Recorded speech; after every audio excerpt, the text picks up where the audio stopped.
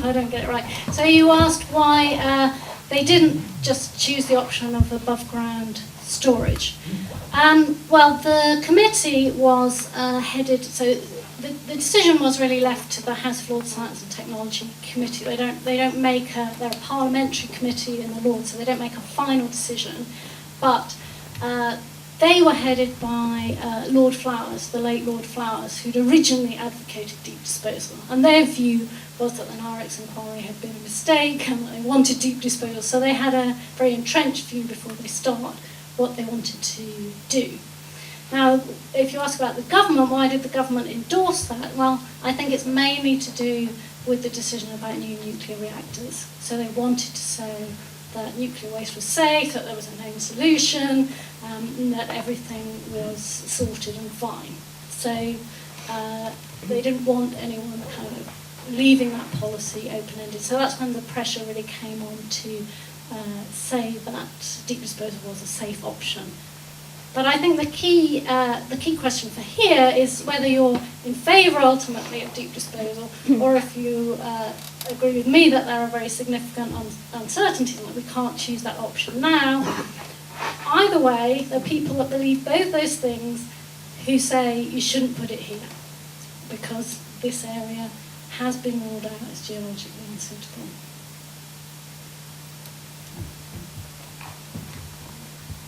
So when you say it's a political decision rather than a scientific decision, is it because of what you just said about them not wanting nuclear energy streams moved back?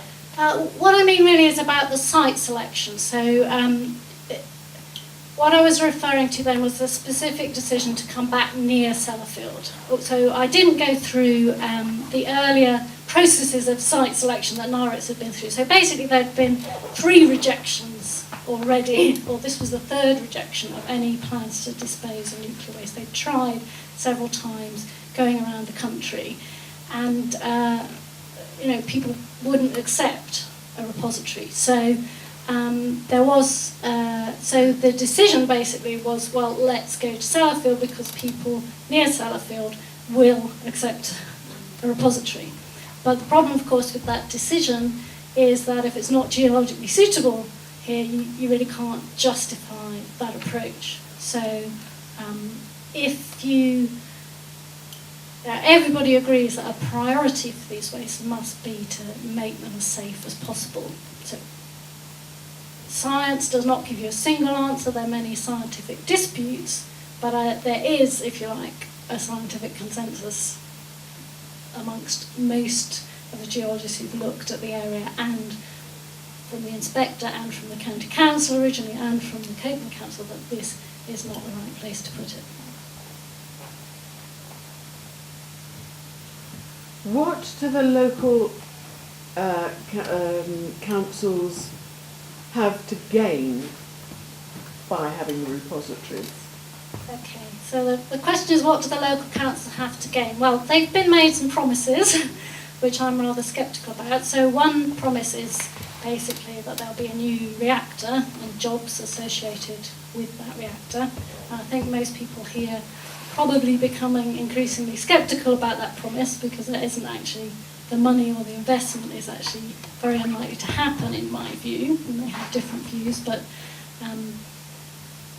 and the second promise is, of course, the promise of compensation. But again, the amount of compensation and the extent of that compensation remains very unclear. And the strategy to get West Cumbria to vote or to support the decision to come back here is something I would refer to really as the turkeys voting for Christmas strategy. The turkeys vote for Christmas because they're going to get fed, but they shouldn't vote for Christmas unless they really want Christmas to happen. Because once you've said, yeah, we'll take that money, we'll do these investigations, then it's going to be very hard to back out of that. Well, I'm sure employment comes into it too. Employment does come into that. Obviously, there will be jobs associated with the facilities, but again, at the Nirex Inquiry, okay, it's a much smaller thing, but the inspector concluded that those jobs and benefits didn't outweigh the blight, in other words, the negative effects on other jobs, tourism and so on. And I think with the much bigger proposals now, that's going to be much more significant. If you're talking about that kind of size of facility, it's really going to affect a lot of people that would come to West Cumbria to go walking and so on. They're not going to be best pleased by seeing all that kind of activity. So I think that there are pros and cons, of course, in terms of jobs. The other point that struck me is that a lot of the problems down to heat generated by some of the waste. Is there no thought being given to heat transfer by reliable means, a heat exchanger in effect, and making use of the heat off-site, elsewhere? I'm not aware of any proposals around that. I mean, it's obviously the waste, that the spent nuclear fuel that would go down there, or the high-level waste, would be cooled for some decades before it actually goes down there. So there may be, other things that could be done. But the effects of the question is then really whether you should be going for the above-ground storage option or whether you put it down. The problem is once it's underground, once you close the repository, everything gets wet. So you're basically talking about corrosion starting to happen and so on. So you don't really want any other materials or other technology going on deep underground. When it's above ground, perhaps there is something that could be done, I don't know. Where are we up to now then?